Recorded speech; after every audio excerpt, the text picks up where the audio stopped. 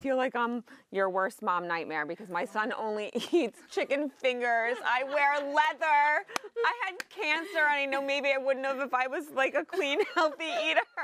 So what would you say? And do you judge? You're very outspoken in everything that you say. So do you ever feel judged, and do you judge moi? No, she wrote the kind everything. She's kind. There is a bit of a subtle irony here in contrasting the topic of this video to Alicia Silverstone, the promoter of the kind diet. She uses this term, the kind diet, to refer to veganism. And in that little clip of an interview, it's obvious that she is perceived as judgmental and outspoken. No matter what she says, no matter how you market it, no matter how kind you pretend to be. People are going to perceive you in the workplace, in your own family, etc., as outspoken and judgmental, and they're going to feel judged. They're going to feel spoken to. How else am I going to say it? No matter how you approach these things. Veganism as a diet, as a political praxis, as an ideology, veganism is simple, but it's not easy. I think we have to keep in mind that simple and easy are two very different things. Whether we're talking about the simplicity of veganism as an ethical concept, as a moral argument. It's simple. A child can understand it. It's simple, but it's not easy. It's not easy to explain. It's not easy to live with. It's not easy to convince others of. Or even if we're talking about the nutritional side of it, the advantages veganism has as a diet are stark. They're striking. They're shocking. They show up in the epidemiology. They show up under a million different headings. Most obviously, heart attacks, cancer, etc., etc. But nevertheless, simple is not easy. Even though the advantages of the vegan diet may be simple to convey, simple to prove, simple to believe in, still living with the vegan diet is not easy. Convincing others to live with it is not easy.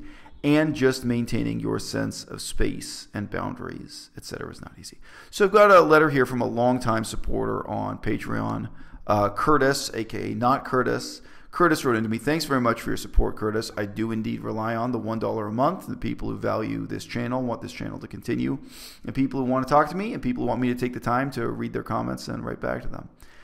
Curtis was replying to an earlier video I made in response to a bodybuilder, professional bodybuilder, uses the YouTube channel name Bios3 Training, where I talked about the kind of respect that day-to-day vegans have to fight for just to maintain their sense of boundaries in the workplace, just to avoid things such as what Curtis talks about here, other people forcing you to eat meat, other people disrespecting you, actively getting in your face, interfering with your day-to-day. So Curtis writes, in response to that video, this brings to mind a couple of recent events and discussions around them in the workplace. During one of the monthly staff lunches at my workplace, we're consultants, about 50% of us regularly working remotely, so it's also a team building exercise. The vegan option ordered for me at a Mexican restaurant was veggie nachos minus the cheese and sour cream, but it had sour cream anyway. One coworker was insisting that I should eat it, and their repeated insistence on this turned into a heated discussion. I ended it with, quote, I don't just not expect you to agree. I expect you to never care about animal ethics.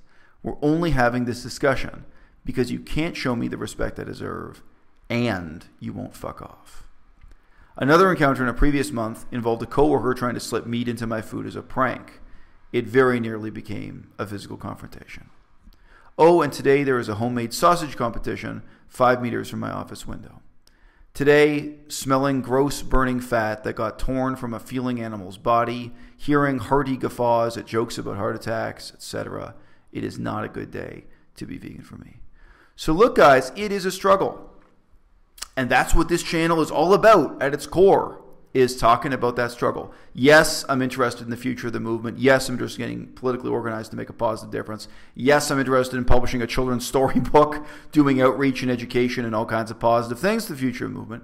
But at its core, the reason why I record videos talking about my feelings and talking about my life and what have you, one of my main reasons for doing this is exactly to share with others what that struggle is. And when I first came on YouTube, it seemed to me that everyone was just giving this candy-coated picture of veganism, that instantly your hair and skin get better, that your life becomes so fabulous, that everything's so wonderful.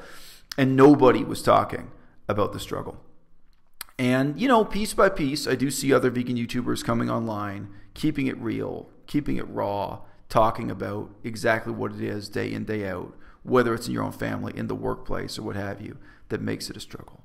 But I find that these concepts, this whole overly familiar language of don't judge me, I won't judge you, it's shockingly irrelevant to what that struggle is and how it works day in, day out. The people who will not respect you if you are a dogmatic and uncompromising vegan, do you actually think they'll respect you more if you're a wimp, if you back down, if you're non-dogmatic, non-judgmental, vacillating, and compromising? I mean, if you give an inch, you think they won't take a mile?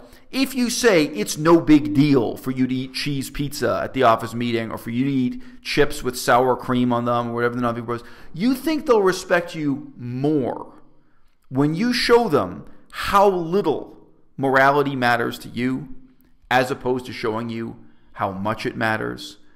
I doubt that.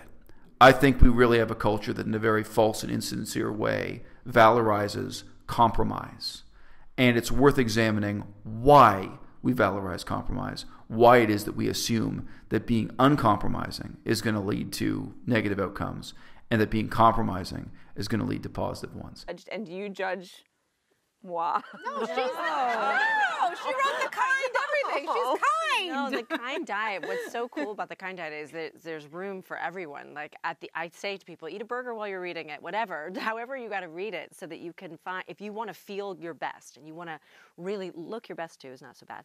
But if you want to feel better than you've ever felt and really connect to who you truly are. As vegans in our own private lives and in our political lives, we have enough time to try every which way. Try every which way. Maybe at one job, at one time, you tried being compromising and vacillating. Maybe in some contexts, you just don't mention that you're vegan at all. The food just sits there and you don't eat it and you don't even tell people why. You know, life is long. You'll get to try many different strategies, see many different results from them. But the bottom line is, if you want people to respect you, you've got to tell them who you are, why you are this way, and why it matters so much to you. And I think you're always going to get better results if you're honest with people about that. If you're honest about what it means in your life, why it's a struggle for you, why you think it's worthwhile. And if you don't pretend that you live in this judgment-free zone of you don't judge me, I don't judge you, and we'll all get along. Because ultimately what we care about as vegans are outcomes and not egos. It's not about my ego. It's not about your ego. At the end of the day, it's about the blood and feces of millions of cows pouring into the rivers and oceans all around the world. It's about suffering and ecological devastation on a literally unimaginable scale in order to produce food that is not only unnecessary, but is actually unhealthy for a population of billions of people living in a state of voluntary ignorance. Veganism.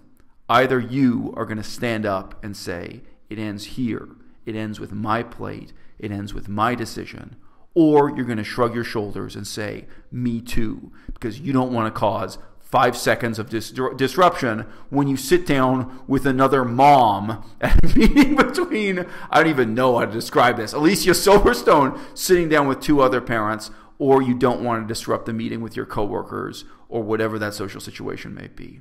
Ultimately, veganism is based on a rejection of convenience because some things matter more than convenience, whether you think of that in terms of morality, ecology, health, or all of the above. If your morality matters less than your momentary convenience, what you're really saying is that you matter less, and you can't expect anyone to take you seriously. À-bas-le-ciel.